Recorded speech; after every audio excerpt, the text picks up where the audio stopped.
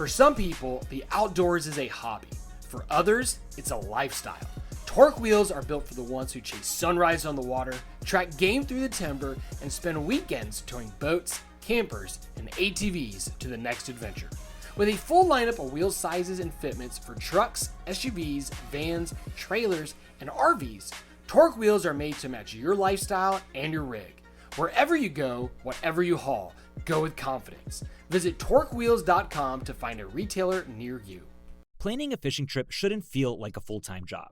With FishingBooker.com, you can find and book the perfect fishing trip within minutes. FishingBooker.com connects you with trusted fishing captains around the world. Booking is fast, easy, and secure, with access to verified customer reviews, loyalty rewards, and around-the-clock customer support. Everything you need to book with confidence is in one place. So head to FishingBooker.com and start planning your next fishing adventure today. All right, everybody, welcome back to another episode of the Bowhunter Chronicles podcast, brought to you by hunt.Worth gear for all types of weather, all types of terrain, all types of budgets. It's clothing that just works. Check them out at hunt.worthgear.com. And this time of year, the Camden hoodie is basically what I use when I'm going out scouting, checking trail cameras. It's like a mesh, lightweight shirt, keeps the bugs off you, and usually in the Durham pants as well. Great for this time of year. Get you through the briars, the stickers, all that. So Huntworth Gear, check them out. And right now over at Latitude, they just restocked their platforms. So if you're in the market for a platform, get over there, check out the Profile and the Profile XL.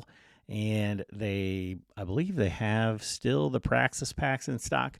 I just got one of those. We're going to be doing a review on that here pretty soon.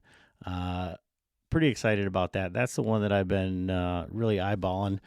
After seeing it at ATA, just the way that it's set up, just like the Ranger 22, a little bit bigger, but the pockets are basically the same, except for you can access them while you've got stuff attached to the front of it.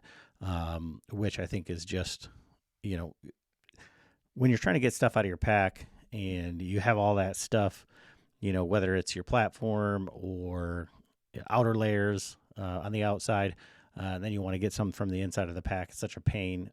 So the Praxis pack takes care of all of that, along with making it an actual frame pack.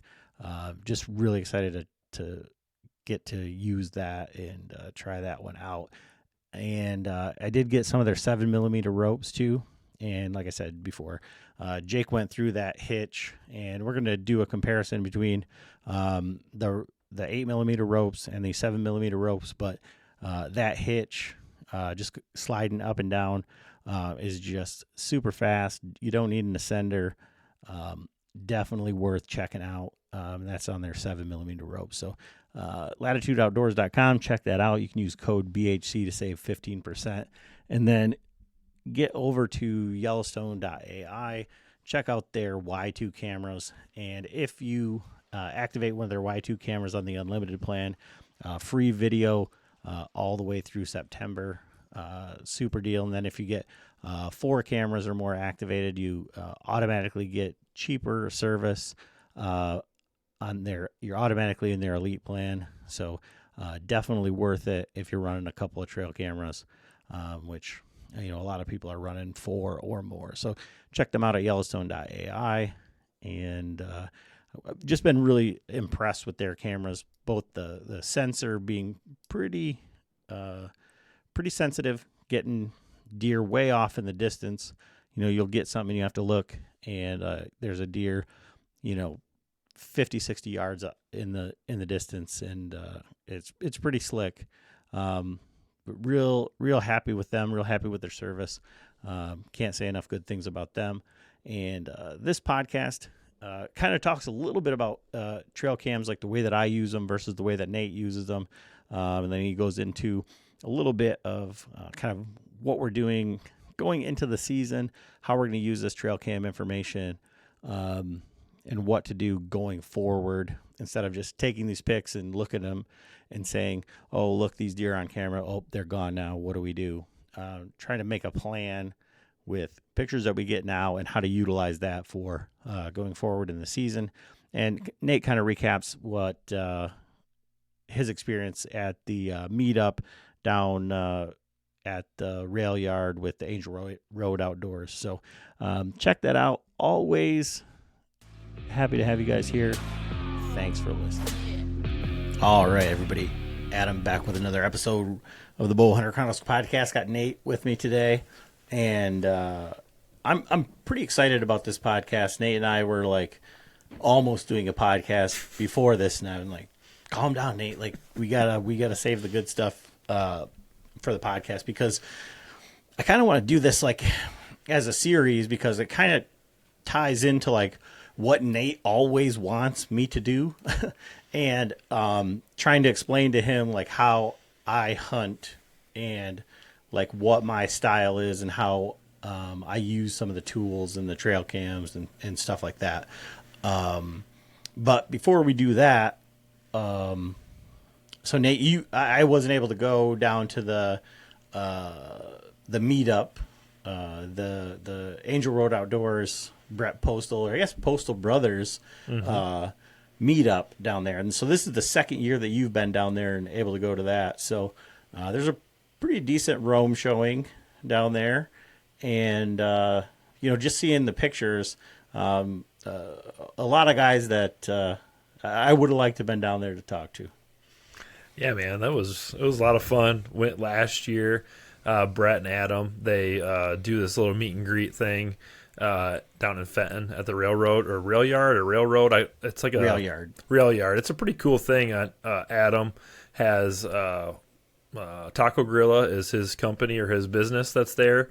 And then they have like a couple, like it's essentially like food trucks that are not mobile, right? So they got like these shipping containers with different little restaurants in them on the outside, and there's a building that's got inside where you can get alcohol and pizza, and it's just a really cool place just to hang out. There's a lot of space. But anyways, yeah, this was year 2. Jake and me carpooled down. He met me at my house. We made the 2-hour and 20-minute drive, and we met Joe down there and quite a few other guys.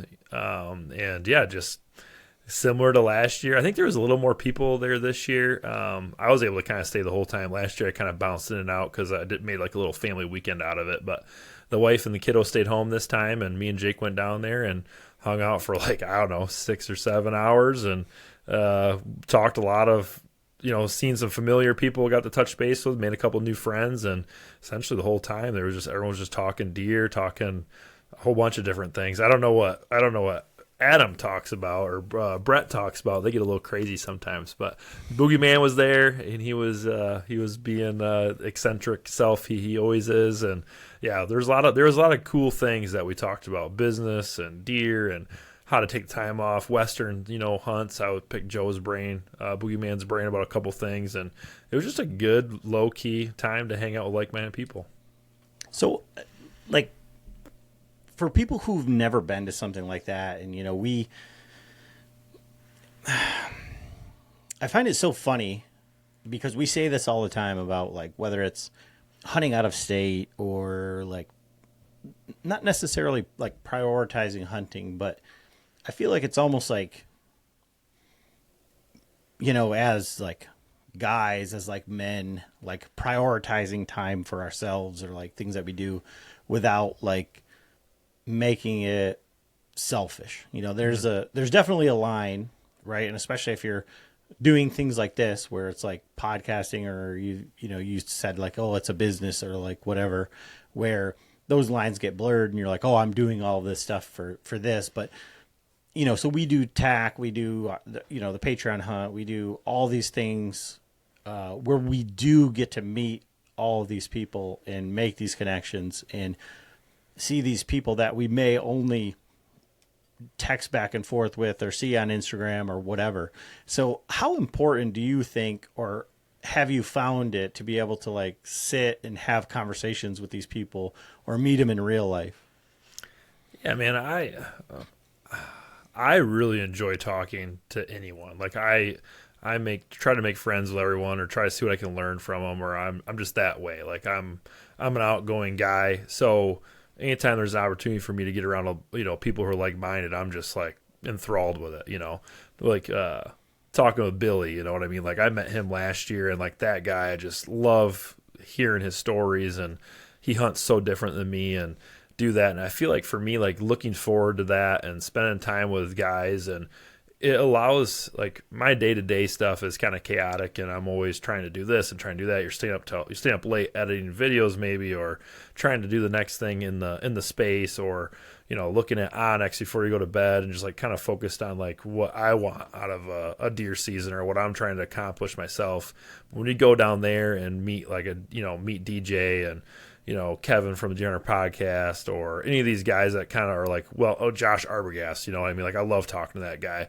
A lot of these guys that are, you know, are a voice in the hunting community, and you get to like see how they are just out and about. It kind of reaffirms that, like, hey, we are kind of like-minded. We like to do these things, but we also care about, you know, each other, right? Like, you're not alone, I guess, is kind of what I'm trying to say. And for me, I always feel like super recharged, and it's fun to go do that. And it's, you know, we do a lot of things ourselves as guys, or I guess women who like to spend time outside. Like, I spend a lot of time in a tree by myself. You know, my family's not always with me, so it's sometimes that you feel guilty and like trying to, you know, make time for a TAC event, or Patreon hunt, or, you know, or knowing that you're going to be going to Kansas or Illinois for 7 days later, but being able to like know that date was on the calendar, and that I got all my ducks in a row leading up to that day, and I knew that I could leave at, you know, noon and be back at night, and have a good time. Man, it's tough to beat, you know, stuff like that, especially in like July, right? Like, there's, you know, kind of like TAC, right? What else are you gonna do in June with your buddies? You know, like, maybe you can go golfing, but you can only golf with like, you know, 3 other guys at one time. You can't go share a camp with 20 guys at one time. So I really, for me,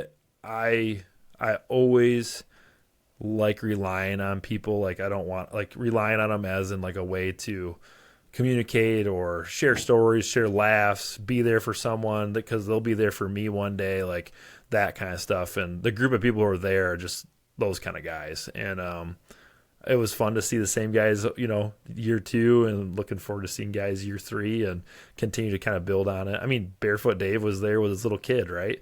Like, I mean, it's a very low key thing, and he was like, it meant enough to him to go do that. Granted, he lived really close there, so it was easy, but yeah, he brought his kiddo, and it's just a good environment, man. Yeah. And, you know, one thing too, for guys who don't get out and about much, or they maybe see some of the stuff, and I mean, Ben, who was just on the podcast for Hobo Outdoors Gear, he was there. I know, yeah, in his hat too. Yeah. Amish Ben. Amish Ben, man. Oh my gosh, so funny. So there was, I can't remember who it was, but we were like all talking in a group, and he kind of came up after some, you know, it's kind of like just show up whenever you want, right? Like, there's no set time here. Like, just people are trickling in and out all day. And someone's like, man, there's an Amish guy here. And I was like, yeah, Amish Ben. And he like looked at me, and I was like, I kind of didn't really think nothing of it. And then he's like, no, seriously, there's an Amish dude walking over there. And I look, and I was like, yeah, that's Amish Ben. He's like, he was so confused, like how we do. But yeah, he's totally taken that and ran with it. And he had his hat. And if you notice on social media, Joe did a nice little edit on his picture, because he wasn't sure if Amish can have colored pictures or not. So, but yeah, dude, love it. Yeah, Ben, he brought, like, that was cool. Like, Ben was able to see some guys, and he brought some of his straps, and a bunch of people got to put hands on them and see what they were like. And yeah, I mean, that wasn't, Ben was just being nice and delivering the product to someone, and got to take advantage of it, and really sparked a good conversation for a lot of people. And I mean, that's what this community is for, right? And you might have been going down this route too, but I kind of had something kind of hit me kind of hard this week. Fellow, one of my friends, one of his, you know, close friends, we've spent a little bit of time with each other this last like year. And he's a guy that, you know, enjoys hunting and doing those things. We never really crossed paths, but this year we did. And I was supposed to, you know, see him at TAC and do these kind of things. And come to find out, that guy is just going through a lot, like mentally. And it hit me really hard, because I felt like last time I talked to him, I never would have thought he was going through some of the things he was going through. So to dive a little deeper into that, you know, hanging out with like-minded people, there's some layers there. And as men, we're not the greatest communicators in that aspect. And the world's tough, man. It's not fair, and there's a lot of things going on. So I think just being able to kind of relax and chill and, have a couple adult beverages and some good quesadillas or nachos and just kind of let loose in that way, not, being crazy, but just take a deep breath and just enjoy the day, I think is really a really good thing. Yeah. And what I was going to say, though, is like going to some of this stuff sometimes can be maybe a little bit intimidating, where you see all these guys on social media and you think like, oh my God, they're going to be there. They're going to have a booth and they're going to be doing this or that or the other thing. And Ben, he was like, I never thought I'd get to meet Austin or like, talk to you or talk to Nate or and it's like, all these people are just people, they all have regular jobs. They're all just regular guys who just really like to do this. And they're just putting themselves out there, and they're doing it because they love it. And for most of us, we do love talking to people about all of this stuff. So it's not an intimidating thing, but, I'll never forget when we had the first year at Crystal, when we had that super giant, ridiculous, cookout where we took over the fountain, like the little park there, to look around, and you had, Greg talking to Andy May and then AB and, David all in a conversation or whatever. Maybe David wasn't there, but I think he was. But they're all just to see like those guys and then all the tethered guys and latitude guys, talking, all having a conversation and just drinking beer and having fun. And it's like, there's no animosity. There's no ego. There's no anything. It's just like, you get a bunch of guys who are passionate about the same thing, and it's like, how do you do this? How do you do this? Like, oh man, I saw your hunt. Like, that was great. Like, and you just get to kind of relive all that stuff. And I think that's what it's all about. And that's what the community aspect of it is. Like you said, like, when are you going to get to go do this again? Like in June or whatever. That's why we say TAC is our deer camp in June. So these events, like Kevin, when he does his live podcast, you get together, like the TAC cookouts, like, when we do our Patreon hunt, like stuff like that. I think that they're like invaluable for, like you said, like kind of like reinvigorating that, because the people who are assholes or who have like a big ego, they usually don't stick around very long because they don't fit in with that type of crowd. Exactly. And if you go to like a convention or something where they're like working a booth, like I've talked to DJ a couple times, like we share text messages back and forth. I've had him on my podcast a couple times. We've had some great conversations, talked to him on the phone, but I know like the first time I met him in person was at TAC when he was, working Latitude booth. You get like 3 minutes. The dude, they're working, right? So it's really hard to have that same kind of conversation there. But like at an event like this where it's just low key, nothing's going on, or like a cookout at TAC, like it's not like he's trying to, he's not slinging saddles for people and trying to, do sales or any of that stuff. Like he's just there telling stories, man. And dude, we got like, it was nice to talk to him in that way. Like, and we had, we talked for quite a bit, and, we just got a little group, you had like these groups of people kind of intermingling with each other and, get on a roll. Like, dude, I'm fired up for Grit, man. Like, just talking to him about his year and, asking, we kind of did a deep dive on his buck that he shot, this past fall, and just kind of like, hey, dude, like, can you break this down a little more? Because like I have all these other questions we never got to in the podcast, and just reliving that hunt. And he's fired up and he's jacked. We're all high-fiving each other and see the kill shot, and it's like, oh my gosh, like that video is gonna be so sweet. Can't wait. And like you're just encouraging your buddies. Like you're encouraging people to, go out of state hunting for the first time, or like I've never been to this state. Like, what do you know? It's like you're just sharing little tidbits here and there and trying to, help each other. And like that's a great. Like I recorded a podcast this week with Joe Griffin. It's not live yet, but like that is how me and his relationship started. Was at the cookout at TAC last year. You had invited a bunch of people and they came down and we talked for a little bit and like hit it off right away. he helped me out when I was like, give me some pointers going to Wyoming on that mule deer hunt last year. And that's just how that relationship started. Like, that'd been really tough to get that out of him if he's just standing in like a 2-0 booth or, doing that, because there's a gazillion people around. And so you get that kind of personal connection with some of these guys. And like you said, there has been a few people that, like at ATA, you meet them, you're like, okay, that's not what I was anticipating there. And you just don't really mingle with those guys. And like-minded people will flock together, and yeah, you'll notice the BS really quick in a setting like that. Yeah, so I just gotta, commend Adam for doing that, or Adam and Brett for doing that, and just getting people together, and it's amazing. And I know what it takes to do something like that, and the anticipation that goes into it, and all of the stuff. So, I mean, it's not a small thing. So. No, it was so cool, man. There was awesome. People quite a bit younger than me there, a couple guys. There was guys older than me. There's a wide demographic. If you've been looking to upgrade your cellular camera system to a system that's easy to use, you need to check out yellowstone.ai. Their app is simple, intuitive, and designed for hunters by people who actually hunt. From setup to viewing your photos and managing your cameras, everything is straightforward and easy to navigate. Yellowstone's Y2 cellular trail camera was given ATA's Best New Technology Award for its ability to automatically connect to the strongest carrier, send HD photos and videos directly to your phone, and withstand year-round field conditions. What really sets Yellowstone apart is their customer service and lifetime warranty. When you need help, you're dealing with a U.S.-based support team that understands hunters and can get your questions answered quickly. They also offer highly competitive data plans and camera pricing, making it easier to keep more cameras in the field without breaking the bank. And if you're investing in equipment, it's nice knowing it's backed by their lifetime warranty that gives you the confidence season after season, spending less time making unnecessary visits to cameras and more time focusing on the hunt. Whether you're monitoring a home farm, a lease, or a public land setup, Yellowstone delivers the features hunters need with the support and value they deserve.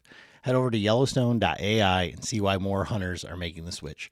Backed by a lifetime warranty, Yellowstone cameras are built to keep hunters connected and confident.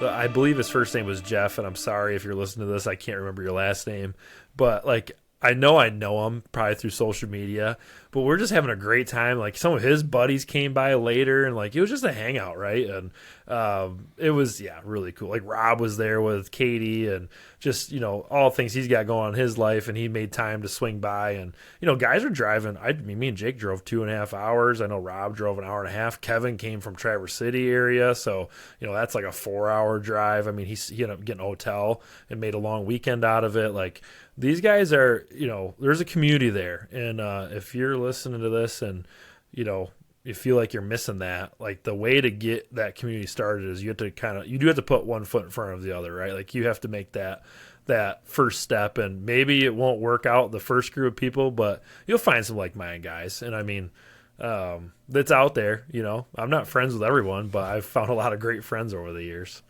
Yeah. Yeah. Big guys too. Yeah. Beefcakes.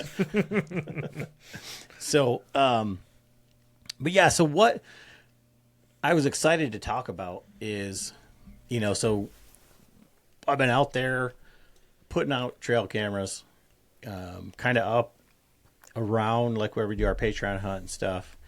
And I've got the cameras out on the lease, and, we had a big conversation about it. Like, the lease, to me, those deer are going to be there.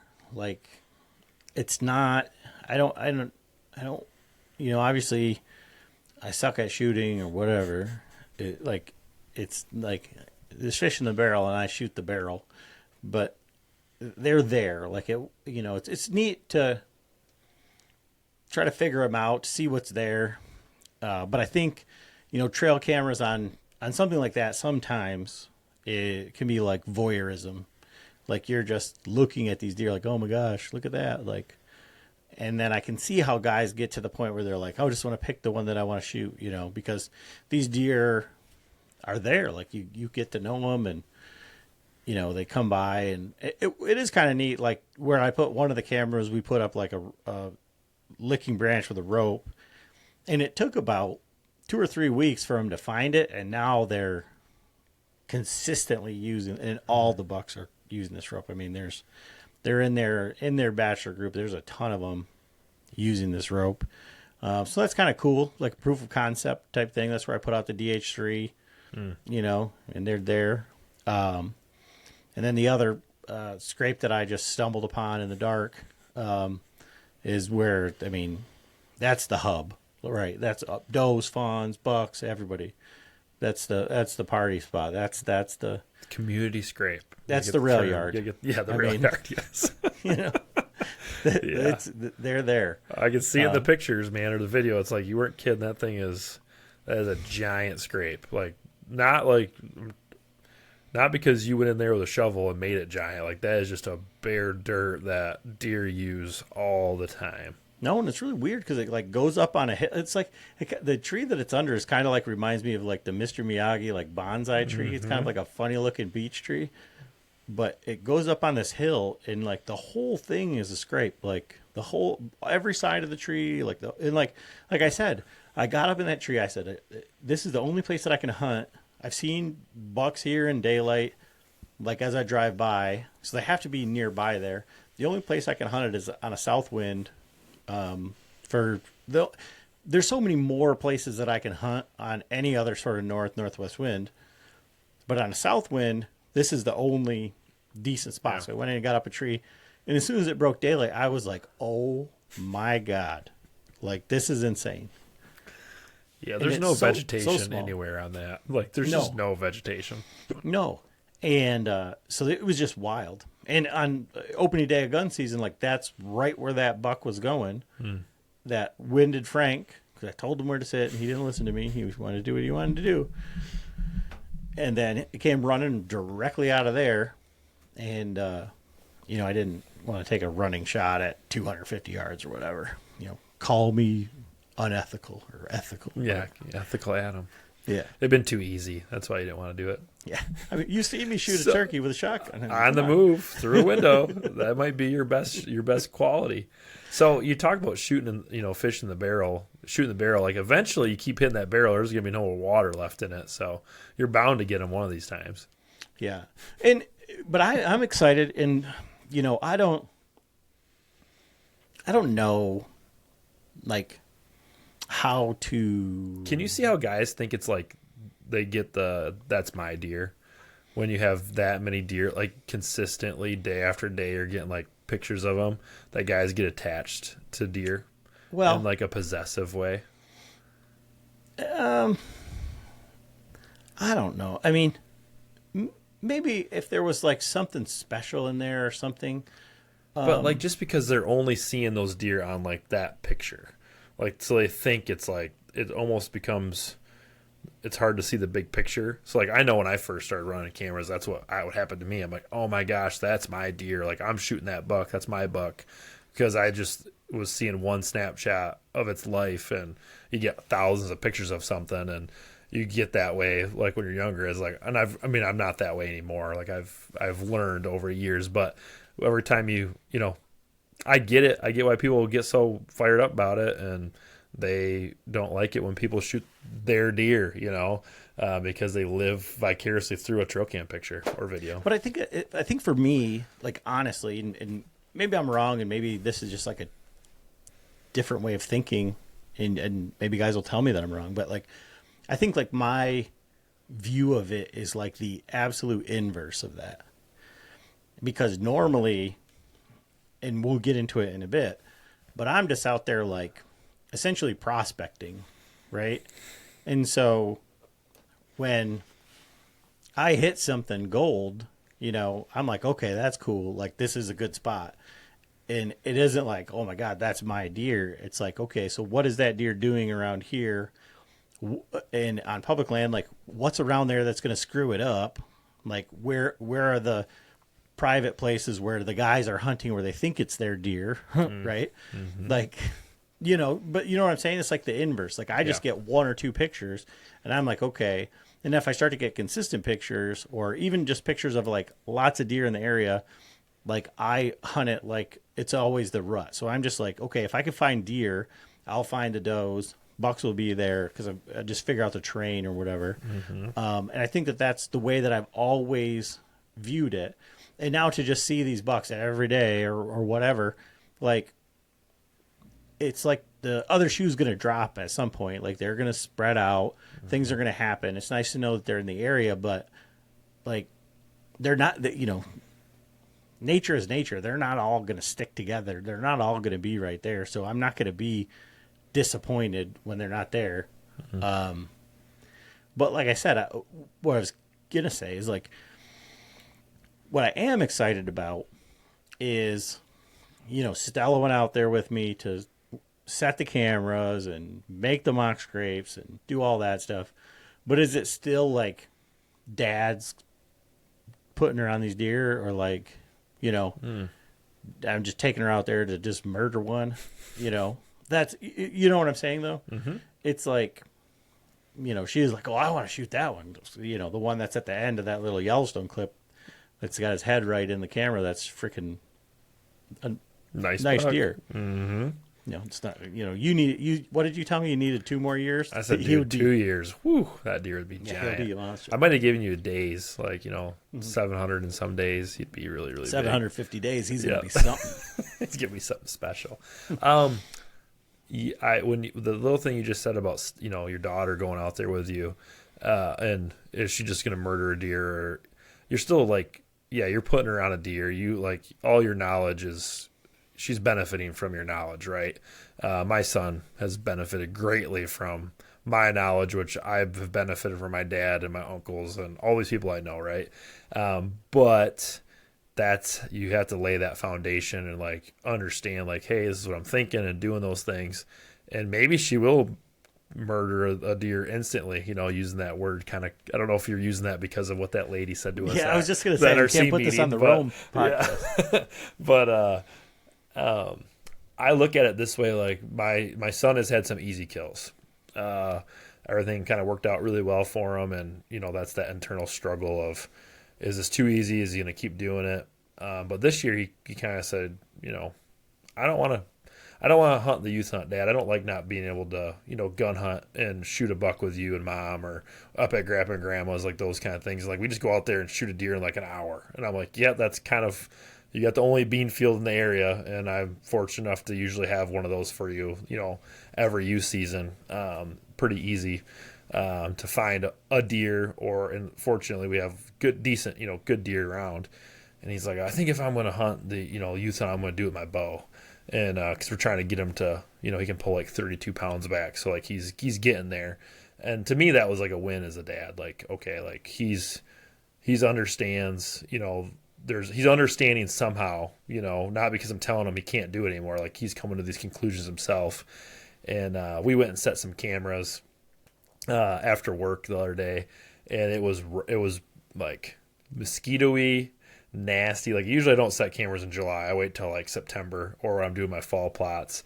And he trucked along for a little bit, and I kind of got to the point where I was like, I could be a jerk and like make him continue this walk. And I kind of looked at him like, dude, this is pretty bad. Like, the bugs are bad. We kind of ran out of mosquito repellent, and we're wading through, you know, stuff's over his head, prickers and stuff. And I was like, hey man, if you like want to go back, you can. He's like, yeah, Dad, I think I'm going to go back. And I finished it out, and dude, I was like, I am so glad I didn't make him do this, because this was rough just to put a camera up, right? But as soon as I got back to the vehicle, he was like, oh, what'd you find, Dad? And did you put it at that scrape that we found earlier this year? And I was like, yep, I did. And there was tracks and poop. And, you know, he was very invested. So, like, for me, that's a win. And I really hope he gets to kill it. That was on my personal property. So, like, I'm doing that for him, you know, in a roundabout way, because I really kind of want him to shoot the first, you know, deer there, because I think that would be really, that would be like a dream come true for, you know, for me to have a property, then have my son or even Ashley kill a deer there. I've killed plenty of deer, so it's not, I don't think it would mean as, not to say it would mean as much, but like, I think for me personally, selfishly, I'd really like for one of them to shoot the first deer there. Now, that might not happen because it might not work, but that's just what I want. So all that to say, I think your daughter is understanding what Dad and, you know, Grandpa Frank go through, and how there's a difference between what you guys do on public land and what you got with this lease property. She's smart. She's been around the block. She's turkey hunted and failed with you enough and seen all your failures. So I think she's going to be all right. Yeah. But really, I mean, that's what it's, to me, is all about. And having Frank, you know, I mean, he's super excited about this. He's got deer behind his house he's excited about. And then, you know, he wants my brother-in-law to hunt with him. And my brother-in-law isn't the most ambitious guy. He's like kind of like take the easy road. So I'm kind of like, you know. So is that you saying he uses a crossbow without you saying he uses a crossbow? Oh no. Okay. No. But you know, there's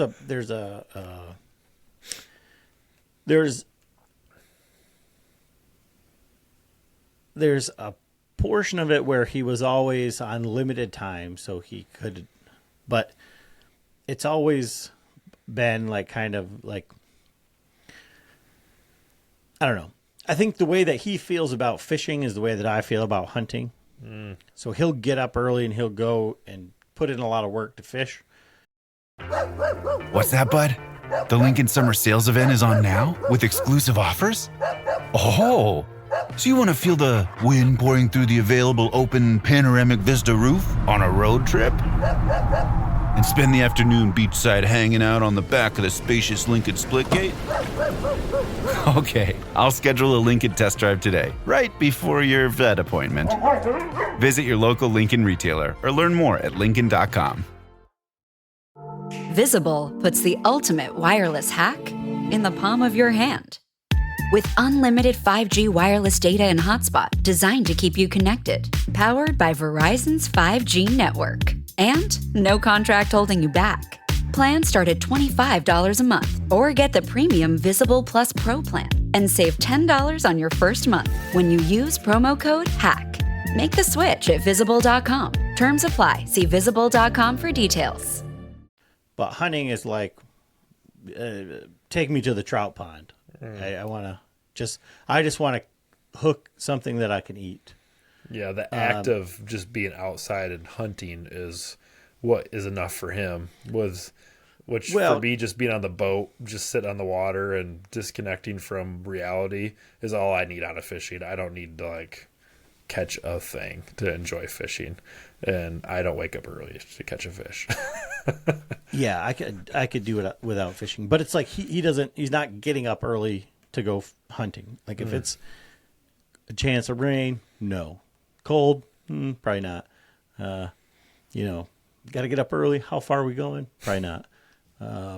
So like the easy button, I'm just kind of like, man, go earn something. You know, so it's like Brad is what we're saying. And so now he is like wanting to go scouting and stuff like that. So I'm like, okay. But, Frank wants to hunt with him, and, so that'll be cool. Frank's really, I think he's kind of getting to the point where he's like, I don't know how much longer I'm going to be able to do this. I just want to hunt with my family, so there's that too. Mm-hmm. But that's the only reason, like, yeah, it's nice to have a property that has a whole bunch of deer on it. But like I said, I feel kind of like what I talked about, like going to Iowa. Like I could probably get some private to go hunt in Iowa, and maybe I'll still entertain it. But I almost feel like I'll be hamstrung because I feel like I have to hunt there, like I'm missing out on something there, like instead of like just going out and trying to figure it out. And maybe that's the wrong idea. But fast forward to, I went out and set some cameras on public in some areas where I thought there would be deer. And lo and behold, today I had a bachelor group of 5, like 2-year-olds at least show up, all 8 points. Like there wasn't. Yeah, I think they all had brow tines and everything. Yeah, and then halfway through the day, one of them they must have, at least that one was bedded right there because he got up at 3 o'clock or so and started eating. And so for me, I get more of a rise out of that than I do those deer on the lease. Because deer on the lease, there's farms all over. It's just these little ditch rows. Like, those bucks are going to be there. But to just go into an area where it's like, I saw some deer there last year. There was buck sign there. There wasn't any big buck sign there, but there was buck sign in there.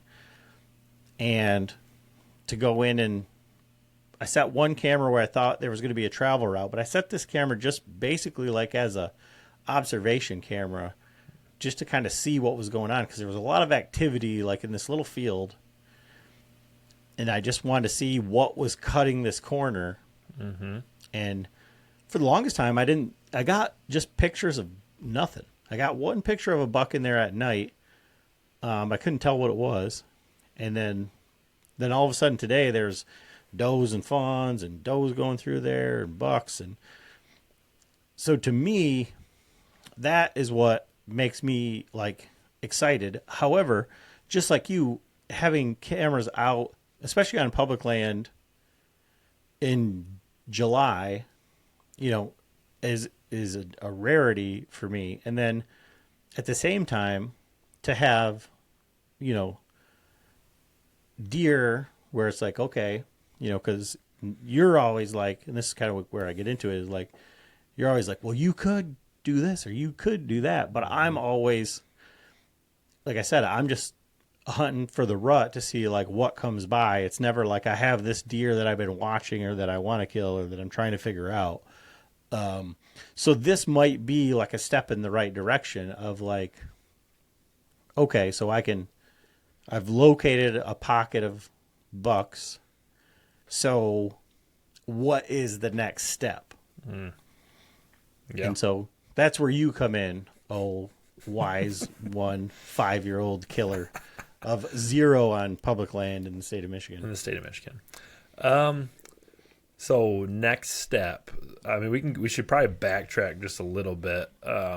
This area is a cool area, and it checks one of the main boxes that I think anyone should look for hunting public land, out of state, whatever they're doing, is you got to find the deer, and there's deer here. You found that from hunting last year. We hunted it, saw deer, and we saw a couple things that what intrigued me about this spot. And I think one of the reasons why you put the camera where you did is that we kind of saw two types of movement with the deer in this spot.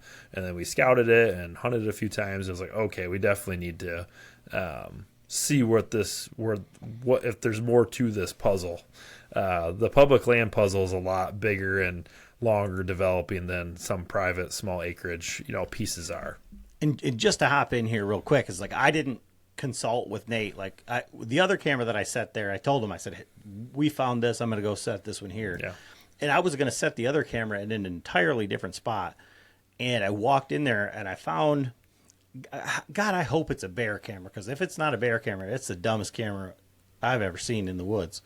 But I found a camera in there, and it wasn't too far from where I was looking.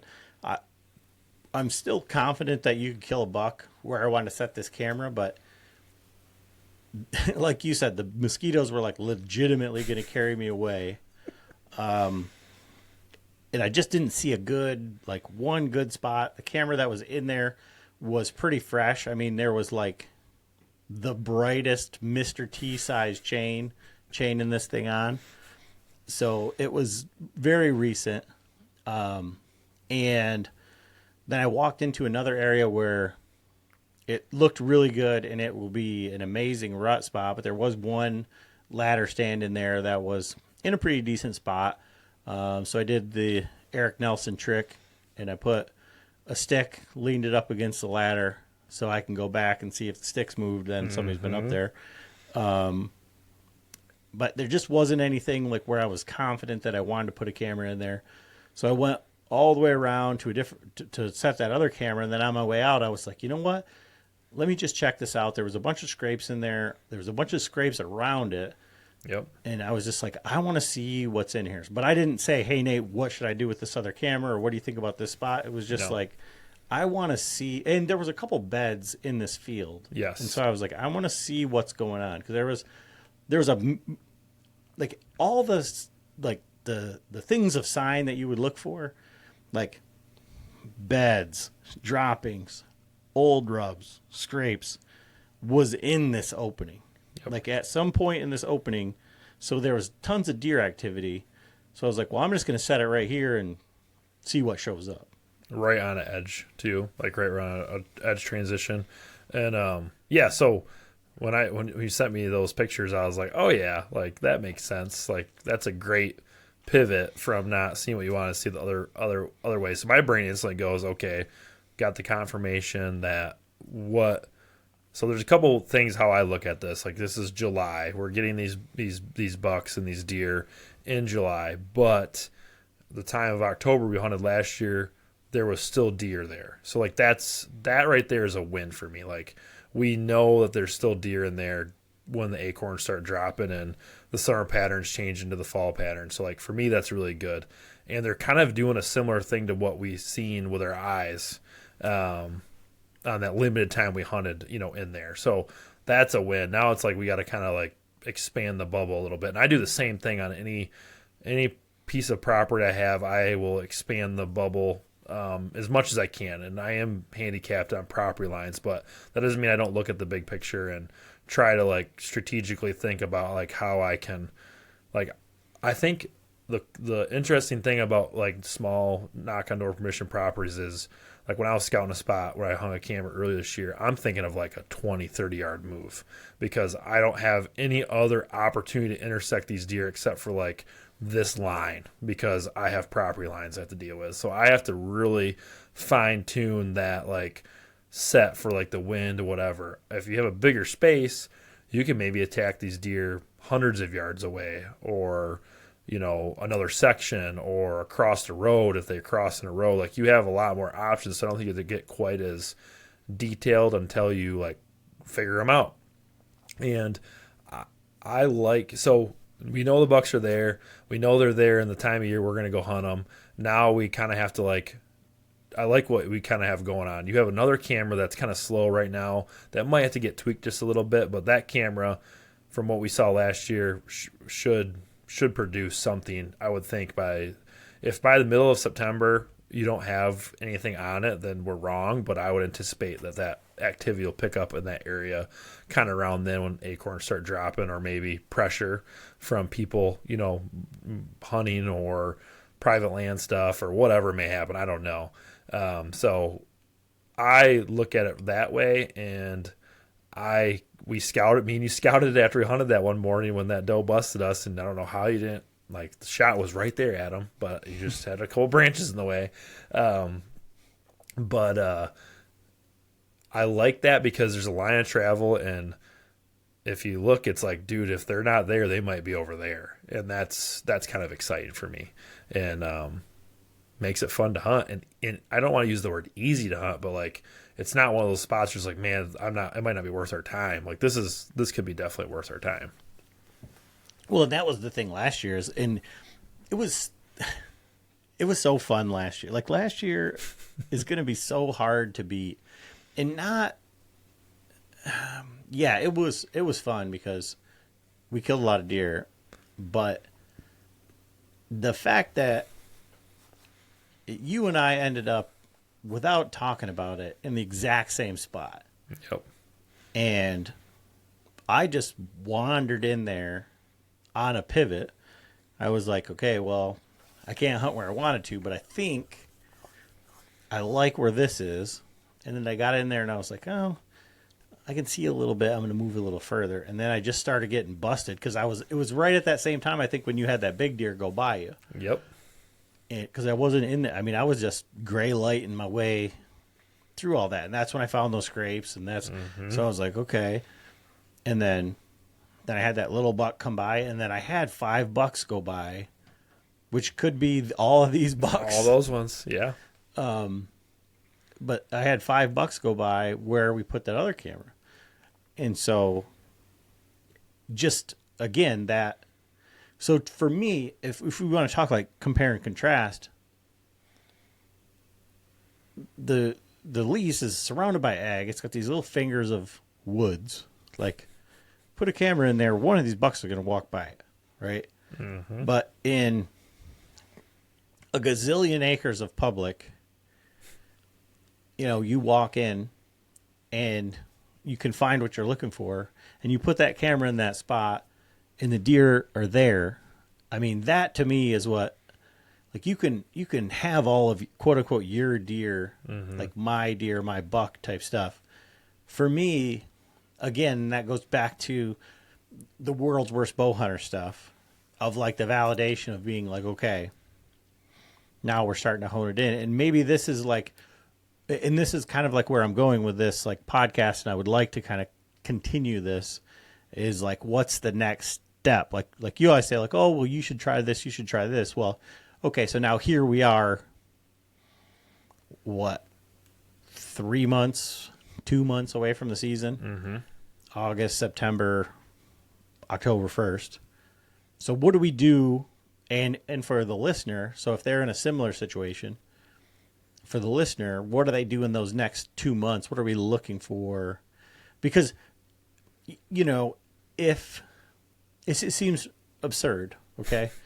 Well, no, if there was a 200 that steps out into that field, then you just line that whole road with cameras, right? I mean, and I could certainly do that, but it just doesn't seem necessary. And then if you were to be like, okay,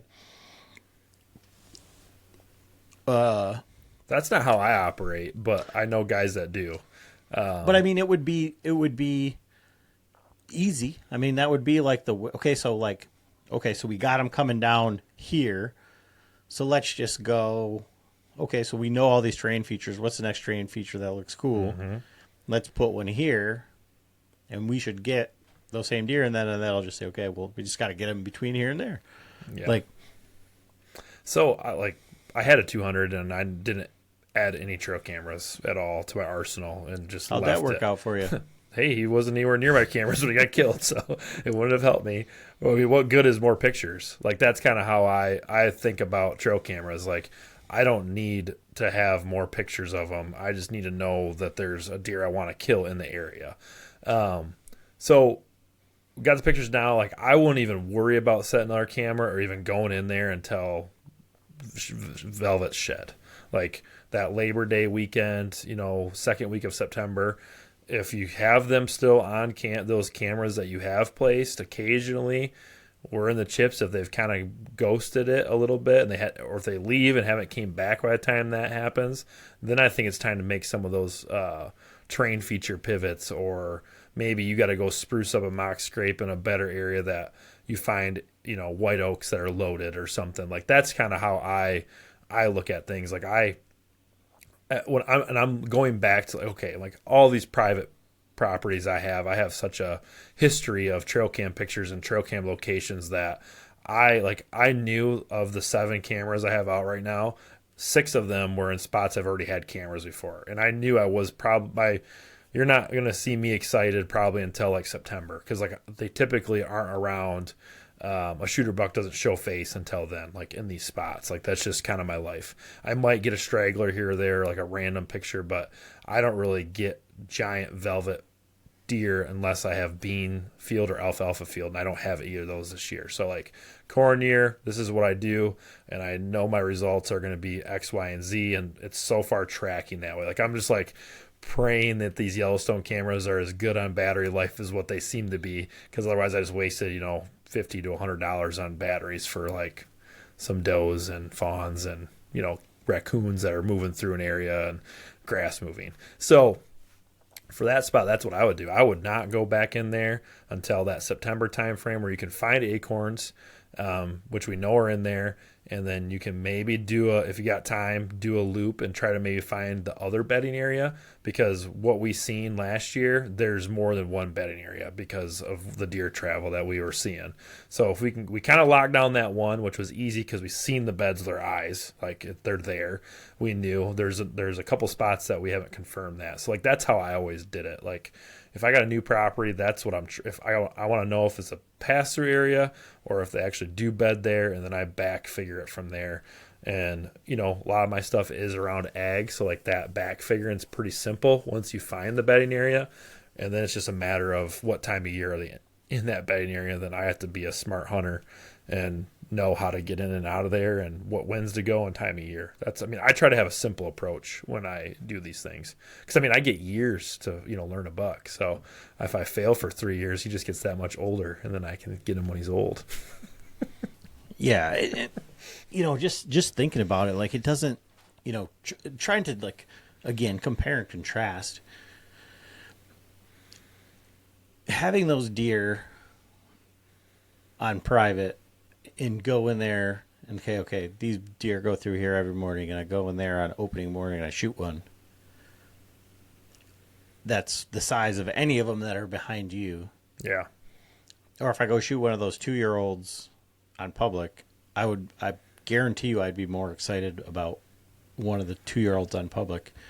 And it doesn't have anything to do with it was on public, like I'm a public land hunter, blah, blah, blah.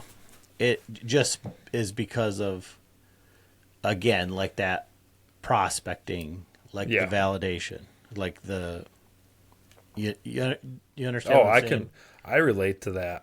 I've been with you long enough and like seen how you hunt to understand that is what trips your trigger, like 100%. Like that is your thing. A lot of guys share that sentiment, and I think it's cool that that's your wheelhouse and you stay in it. Like you're not so stuck up about it that you're not gonna like not shoot one of those deer on your lease if the opportunity arises, but you're not gonna who you are, which is totally fine. And I respect that, and I like that. And I know who I am. Like, to me, it's one of these things where it's like, I've put all this, I was psycho for all these years trying to, put some of these deer that are, older on the wall and figure them out and like learn how they're doing things. And I had to do it on a very micro scale because like, I never have had like, I have a family property that's in like a really good area, and the neighbors all have more property than what we have. So like I've always dealt with limited space to like make my moves. So like I had to get like very detailed with my like small moves and like time of year. Like I had to like figure all this. So like my journey was, nope, I can't hunt there on that wind. Nope, that's a dumb time of year to go in there. Nope, that's not a morning spot. Yep, that's a night spot. When the ag's this way, like that is what I did for a decade, like learning those things. And last year was kind of like, I barely ran any cameras the last 2 years, and I just went off all that information, and then I was able to connect on 2 great bucks. And that was cool. Like I did that because of all that back like stuff. And like, did I have the surprise factor? Yeah, I didn't know what buck I was going to shoot because I didn't have any intel, but also like, I wasn't surprised when each one of those bucks came through when they did, because I've seen deer do that a bunch. When you go into a spot like what we're talking about in public, is like it's so new and so fresh that you're just going off instinct. And man, like we get to a spot and you're like, all right, you're going to take Troy that way, and me and Brad are going to go this way. And I had like seen a pin like literally either that night when I rolled into camp at like 1 a.m. And I'm like, all right, I think I'm going to go somewhere over there. And I'm like looking at my phone. I'm like, all right, well, XYZ wind's doing this. I think this is a good spot. And I wish we would have had like a POV camera on Troy's face, because I think he thought I was the biggest idiot in the world. Like, we're going to hunt in that tree right there. Are you serious? And I'm like, I think it's going to work. And they should come up this way because of what you had told me. And dude, at the end of that hunt, he was giggling. He pulled his bow back. I don't know how many times. We've seen a bunch of different bucks. And he's like, where did you guys, like, are we in a deer park? Like, he couldn't believe it, So, I mean, there's a lot of those things. Like, my journey to where I am is different than your journey, but I understand what you're saying. Like, that, to me, like, that was one of my favorite hunts last year, because I, like, tested myself and went there and did it. And I've kind of transitioned into that out-of-state hunts, too. Like, I've said it before, like I've been hunting out of state for years, but me and my dad did some public land, hunting, and then he got connected with some people that let us pay, like what you and Greg were talking about, trespassing fee, right? We would pay X amount of money to have a property to ourselves for a week or 10 days, and we could hang stands, do whatever we wanted. They essentially just like no strings attached, and we did that for quite a bit. And then just like at the end of it, I just told my dad, I was like, man, I think the last property we did that was like almost 300 acres. It was really big. It was a beautiful property. And I, towards the end of the hunt, just scouted the whole entire thing. Like I walked the whole thing, and I just told my dad, I was like, man, how much effort I just put into here. If I was on any public land or anything like that, I would have just kept driving and there's nothing in here I wasted 5 days is how I felt like. I was like, we were just either too late or too early. There's just the deer aren't here. And like, why are we doing this? Let's just do public land. And then that was 8 years ago, I believe. And that's just been my life ever since. Like, don't get me wrong. I've gun hunted Iowa on private. I've done those things, but all my out-of-state bow hunts have been on public since. And I love that, man. Like, I just go in there and validate my knowledge and learn more, get my teeth kicked in, and come back for more, and don't ever get anything. So it's good. It's great. You sound like Eric. Yeah. Yeah. I don't have strings falling off or arrows falling off strings, but yeah, me and Eric one of these times me and Eric are going to share camp, and we're going to tell our own sob stories, and we'll get along just fine. So you were talking about Troy at the end of that hunt, giggling and all of that. So last year you hunted, it seems like a lot, in the same tree with a lot of people. So you hunted with me, you hunted with Troy, you hunted with Aaron, you hunted with Rob. Did that change like your idea of like hunting on public land or hunting, I guess, in general? Because when we were hunting together, you seemed to be having a lot of fun, and it wasn't like as you were encouraging Troy to shoot everything that walked, you were encouraging me to shoot everything that walked. You were, obviously in Iowa with Aaron, but you guys were having fun, a lot of emotions. And then you and Rob with his giant stabilizers and, sniper with the bow shot. Yeah. How was that like compared to like all of your other experiences? I mean, how much had you hunted with other people prior to that? So gun hunting, always hunt with people, but that's a different. You can't really compare family gun hunts to like bow hunting on public land. So I'm not trying to do that, but I will leave deer to go do that. Like that's always meant a lot to me. And like the bow hunting side of things, like I got some buddies that are serious bow hunters, and before it was always like we'd talk on the phone and like try to strategize for each other and do that, but we never like really hunted together because, and it's probably my fault. Like I could have probably been better at trying to like maybe have people. So I should back up. I would love to have someone in a tree with me all the time. But some of these properties I have permission, I'm the only person that can hunt it. I've asked. I kind of can have my son come with me as he gets a little older, but I've tried to have buddies go and say, hey, is that okay? And was, told, nope, we just want you here because in the past, whatever. So I have to respect, some of that stuff.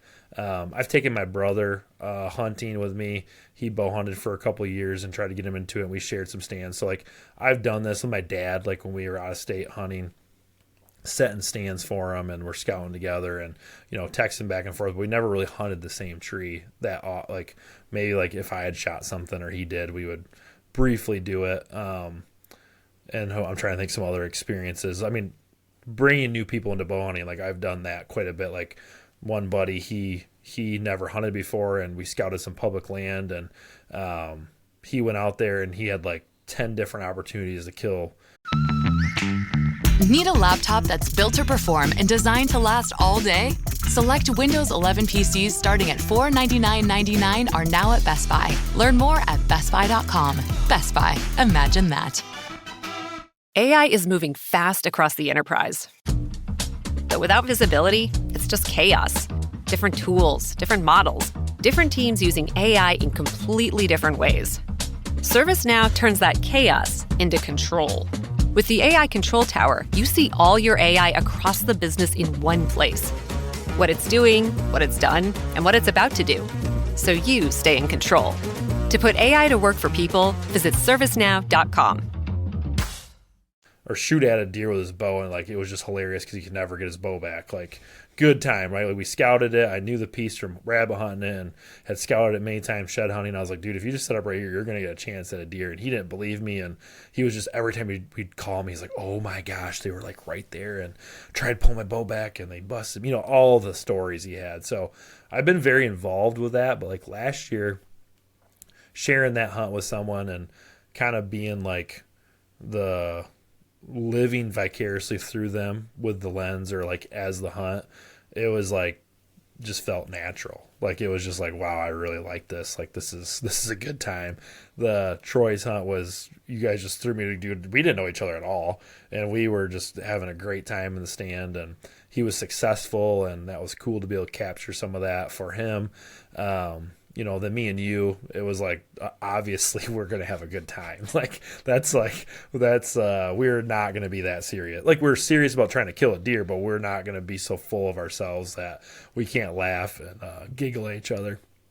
Even though I couldn't believe you didn't want to shoot that button buck. So, I put the bad juju on your bow. But anyways, I go through my year, like the time I spent in Iowa, like the best time that I could have probably killed the biggest deer I could have killed in Michigan was when I was, in Iowa, and I didn't even think twice about turning down that opportunity, because who doesn't want to be in Iowa to see a rut and, experience that. And then, Aaron is one of those guys that I was fortunate enough to spend some time with him outside of just recording a podcast. Like, I knew the kind of guy he was, and I was really looking forward to sharing camp with him. And you get to know these things. And that was an emotional roller coaster.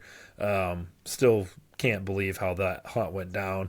And then to end my year with Rob, like he was like Rob and me kind of like are similar from like majority of our hunting is like solo. Like he takes his Katie out and tries to get her deer. He takes people turkey hunting. He helps people hunt, but like when he's going after bucks, like he's doing it by himself. So like two lone rangers kind of like met, and that was the first time he had like a, I think he's had people maybe in a tree with him before, but it was like, hey, like me and you, like I'm not trying to kill a deer here. Like we're trying to get you a deer. Like we are a team, and like let's see what we can do.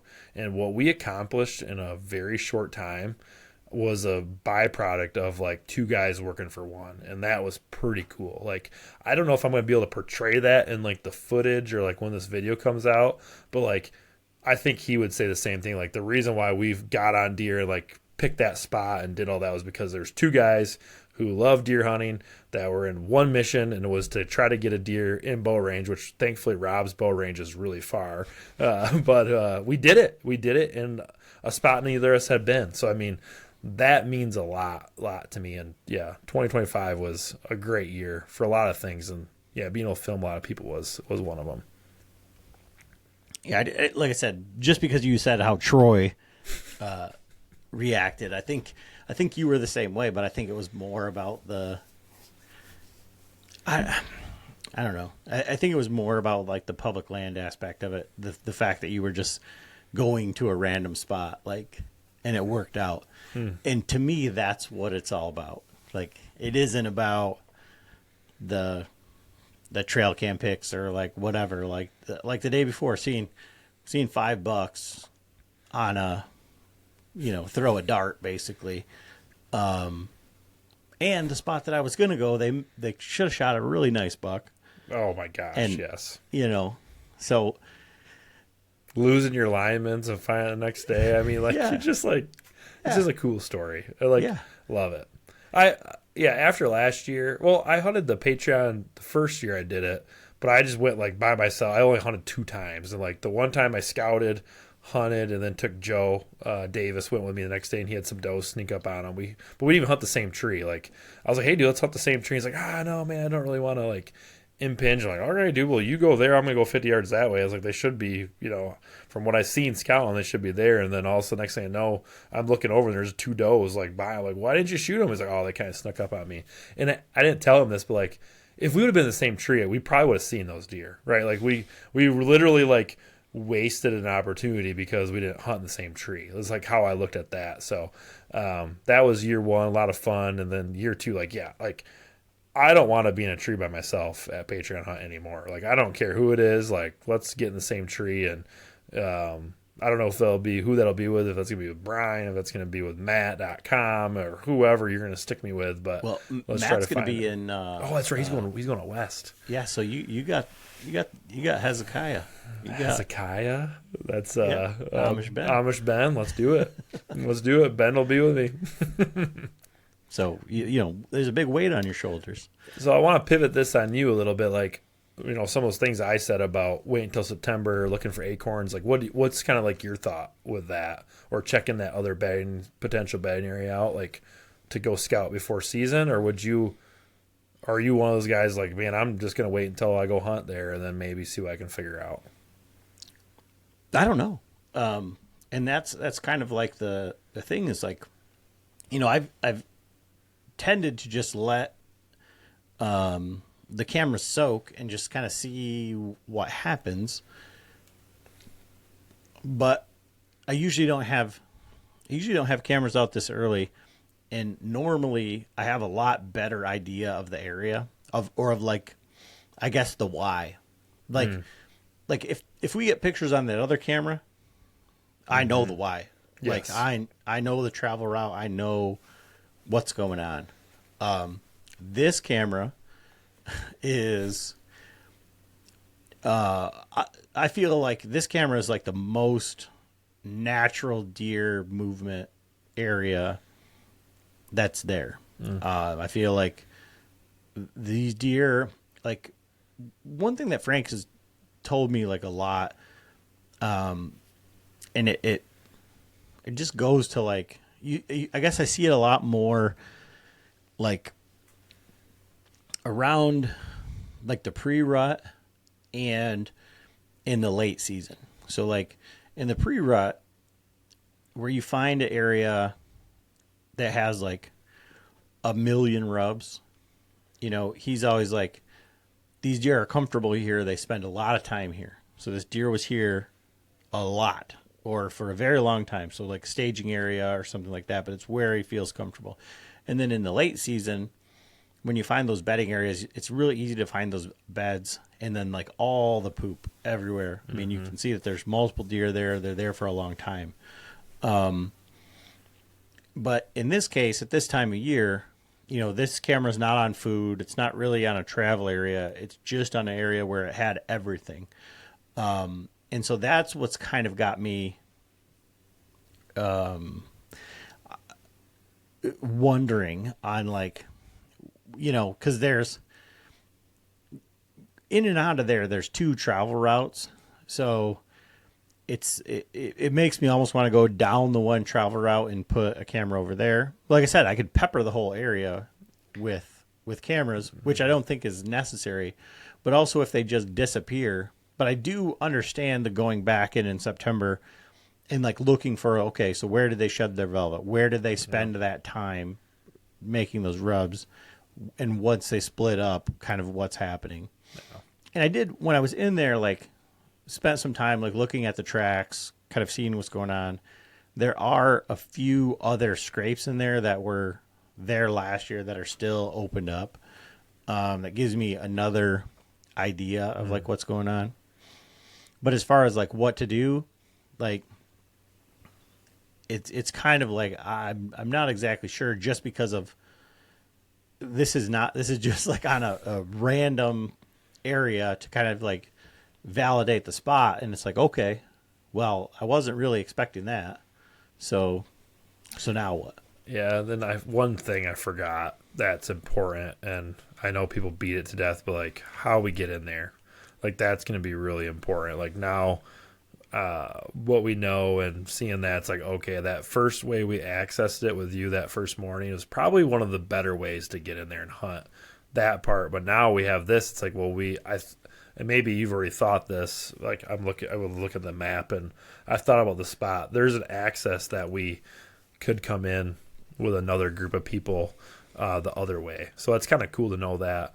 But I don't know if you've walked that, but like that where you're talking like going down that, I walked that when I went back in there that afternoon. I took like Chris and Tim Clark and those guys in there. I actually scouted that all the way down kind of to where I end up setting up, and it's just kind of the same, and nothing really jumped out at me like super hard, but I wasn't like hyper focused on looking for like, I was just looking for like a buck sign, because I was kind of like, I want to see if that buck that I'm assuming was a decent buck was like in here. So I was very hyper focused on like either a scrape or like decent rubs. I didn't find it, but that doesn't mean that maybe that those deer don't lay like, you know, a lot of sign. Like I said, I don't know, but that's kind of a pretty cool area going through there, and it could that could just be the honey spot. Like right where that camera is might be like a really good spot to hunt them maybe in early October. Well, in that spot that you set up, and like in between where you set up and where we set up, why I ended up like right in between there was there's like at least three different transitions that come together right there. Yep. And there's movement right there on that transition. And that was, I think that's cool too. Like, I think that's not a bad spot for a camera, just for movement. But like I said, that the area where they're at, it's just a spot where they like spend a bunch of time and they feel comfortable. And it's just such a weird little tucked away place. Mm-hmm. I don't know. I don't really know, but I do like the fact that over the past 2 years, this is going into the third year, that there's deer consistently there. I guess 4 years really. Mm-hmm. Because I think the first year I could have shot a spike eating acorns right there, all the way to the east. Mm-hmm. I got out. It was super windy, and I was just scouting. I was just looking at tracks, and I come around the corner, and I was 15 yards away from a spike eating acorns. Like, oh, neat. Yep, could have got him. No, I'm excited to see what this kind of transitions into going into the hunt, because it's got, like, it's going to test us or test you or whoever goes in there, because there's a lot of things, but they got to go right. But also, it's there's not a glaring, like, this is how you have to hunt this, and the only way you can hunt it. It's like you have options, baby. Like, let's try to figure that out. And that there's so much more. Like, that's like a cool thing about the public land thing that I didn't get to experience. Like, there's just so much opportunity out there. Like, I have a whole nother spot that I've been digital scouting that like I kind of fixated on last time, and it's like I don't know why I didn't see it last time I looked at it, but I mean, I guess I could plug Spartan Forge. Like, when you're used to looking at Onyx or any map system you've used for a long time, you kind of like get like used to seeing it, and then when you look at a different map layer like a Spartan Forge or anywhere else, you like kind of like look at stuff with open eyes, and there's some things I missed that I was like, how did I miss that before? So I think I might always have multiple apps on my phone from now on, because I like switching between them all and seeing new things. So I'm probably gonna. I have a camera left that I haven't put out yet, and there's a spot that I might end up sticking that thing for Patreon hunt. So we got some things in the works. Yeah. So, like I said, we're gonna revisit this like throughout, because I want to try to like figure out how to kind of like move forward on this, and kind of maybe say, okay, here's some deer that I would kill here, and then maybe find another spot or two and kind of build up that, you know, the way that Jake has, the way that other guys do it, because that's not necessarily the way that I go about it. Yeah, DJ, talking to him this weekend, like he's got all these spots, and he's got his system, and he plugs and plays after scouting, and you look at where he did last year and how he did it, I'm like, man, that dude's, yep, that worked. Pretty cool. Pretty cool. Talk about trail cams and a system and all that, and you talk about Billy. Oh my gosh. That dude. Yep. Yeah. I learned some things, man. Like I love being a sponge, and I learned some stuff this weekend. So I, especially on the public land side of things, because I just don't have as much experience on that, especially here in Michigan. Like, I found some good bucks on public, but nothing that I was like, I you know, why would I leave this to go do that? Because I was trying to chase some other goals, and it's like, okay, I'm kind of like fired up to try to find some of those those spots again and see. I got who knows, maybe EHD killed so many deer for me. So like I think I told you this maybe last year. We did an episode, and I was like, was kind of kicking myself in the butt for not having a few more like spots on public to be able to go to, or permission pieces, because EHD killed a lot of deer, and what I seen last year is kind of starting to show a little bit this year, and talking to neighbors. So like, wow, I should have been doing this 2 years ago. So if anyone's listening and thinking about all the things they want to do, just do it, man. Like get that thing ball rolling, and find your spot. There's a lot of opportunity out there. Awesome. Yeah, so I'm excited. We'll keep plugging away at this and kind of keep everybody updated. What's going on over at the Roam Podcast Network? Ooh, we got some things in the works. I think we just posted our story, but if anyone wants some Roam Outdoors Podcast T-shirts and hoodies and stuff, we have a kind of a shop set up. I should put that link somehow in our pages. But, man, we got some cool episodes. Skeeter just had one of his episodes launched today, actually, about bear bait. Killer Bear Baits. Is that the same gentleman that you got your stuff from, right? Yeah, we both did. Yeah, you guys both got Anders. Yeah, Gardner. Really cool episode. It's kind of fun, man. I get to listen to a lot of these things when I'm editing them and put them out there. And it's a good podcast about bear hunting and stuff. That guy seems like just someone I want to be friends with. So got that. Tony kind of has recorded a few. He loves tying flies, so I kind of like told him, I was like, hey dude, like you did an intro of tie flying and like just talked. I was like, I want one of those every so often with like up to date things. So I think that one's gonna launch Friday. Just him kind of talking about current events and whatever else he's talking about as he's tying a fly. We're getting some food plots getting ready to go. Like Brian's big into that. Skeeter's got some new plots he's been working on. I kind of got my spring stuff done. I've been slinging seed. I got a couple acres of carbon load for anyone listening. If you need some, reach out to me. But we got NRC meeting coming up, the Earn a Buck fiasco, or I don't know, man. I don't know. Like I would be more vocal about this Earn a Buck thing if I really knew what the heck they were trying to accomplish. And to me, it's still kind of like a little murky, and I don't know what direction they're going to go. You hear one thing from a commissioner, and you hear another thing, and then the DNR is just doing what they're being asked to do, and you tone that they're saying it. I don't know how that's going to shake out, but they have to vote on it at the next meeting in August, because that gives the DNR time to implement it if that's what they want. So that's next NRC meeting that we'll be at for that. Then we got some other couple cool things in the works for later this year.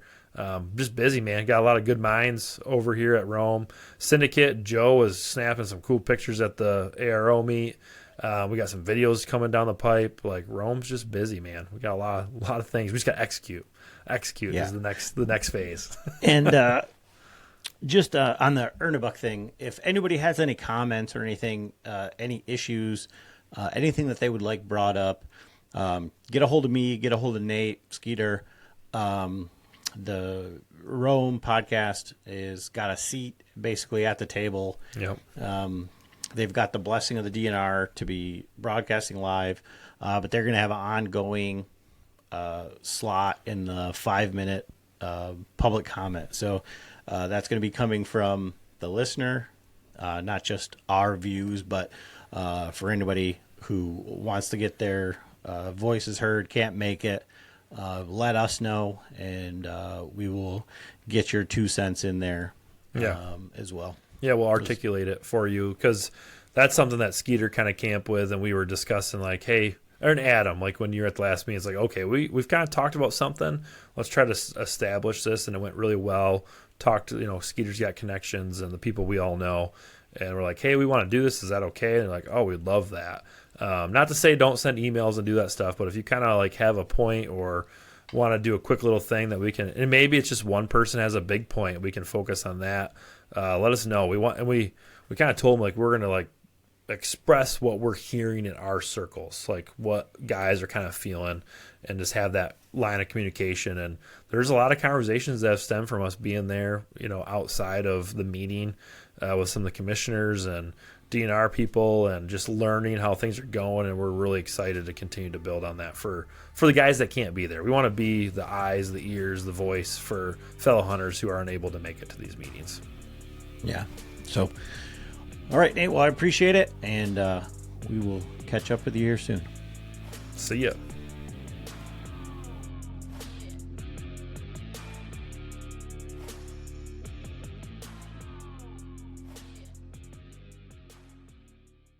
Traditional banks are making it harder than ever to secure a small business loan. That's why thousands of business owners trust Cardiff for same-day funding. With over 2 decades of expertise, business owners keep voting Cardiff America's favorite small business lender. Apply now for up to $500,000 in same-day business funding at cardiff.co/Spotify.